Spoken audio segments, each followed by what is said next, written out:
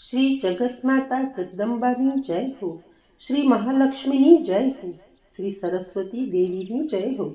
श्री महाकालीनी जय हो। जुदा जुदा नामनी स्वरूप धरनार नवखंड नारायणीनी जय हो।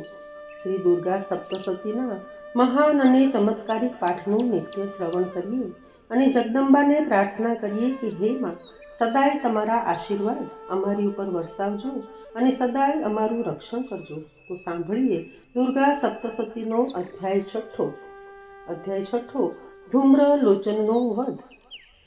જેઓ નાગરાજ ઉપર બિરાજેલ છે, જેમની દેહલતા મણિઓની માળાથી શોભી રહી છે, સૂર્ય સમાન તેજ, ત્રિનેત્રો વાળી, હાથોમાં માળા, શુંભ, કપાલ અને કમળ તથા મસ્તકે અર્ધચંદ્રનો મુગટ છે, એવા ભૈરવના ખોળામાં નિવાસ કરવાવાળા દેવીનું હું ધ્યાન ધરું છું।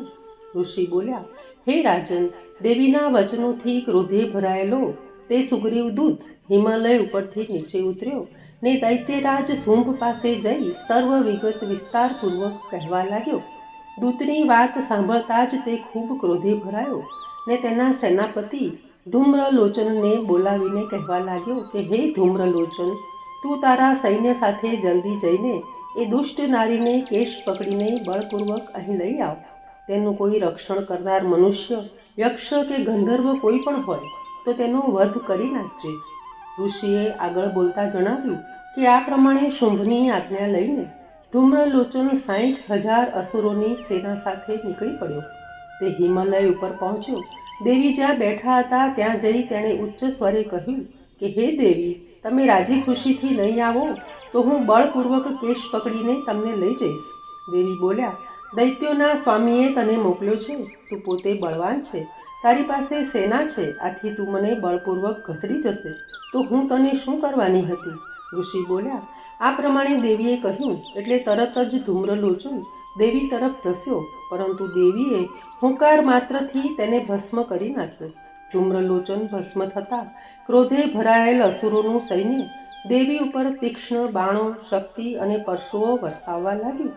એટલામાં દેવીનું વાહન સિંહ ક્રોધે ભરાઈને ગર્જના કરતો, ગળાની કેશવાળી હલાવતો અસુરોના સૈન્યમાં કૂદી પડ્યો। તેણે કેટલાય અસુરોને પંજાના મારથી, કેટલાયને જડબાથી અને કેટલાયને નીચે પછાડી દાઢોથી ઘાયલ કરીને મારી નાખ્યા। તેણે પોતાના નખથી કેટલાયના પેટ અને તમાચાથી કેટલાયના માથા, કેટલાયના હાથ કાપી નાખ્યા। તે કેટલાય અસુરની છાતી ફાડી લોહી પીવા લાગ્યો। ક્ષણવારમાં તેણે અસુર સૈન્યનો નાશ કરી નાખ્યો। દેવીએ ધૂમ્રલોચનને હણી નાખ્યો છે અને દેવીના વાહન સિંહે આખા સૈન્યનો ઘાણ કાઢી નાખ્યો છે એ સાંભળી અસુરોના અધિપતિ શુંભને ક્રોધ ચડ્યો।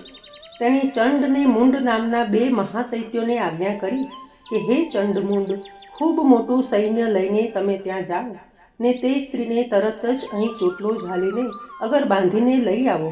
જો યુદ્ધમાં કંઈ સંશય પડે તો તમે સર્વ આયુધો અને અસુરો સાથે યુદ્ધ કરી એને હણી નાખજો। આમ એ દુષ્ટા હણાઈ જશે અને એનો સિંહ પકડાઈ જશે, એટલે તરત જ તમે તેને બાંધી પકડીને અહીં લઈ આવજો। ઇતિ માર્કંડેય પુરાણે સાવર્ણિક મન્વંતરે દેવી મહાત્મે શુંભ નિશુંભ સેનાની ધૂમ્રલોચન વધો નામ ષષ્ઠોધ્યાય। જય અંબે, જય જગદંબે।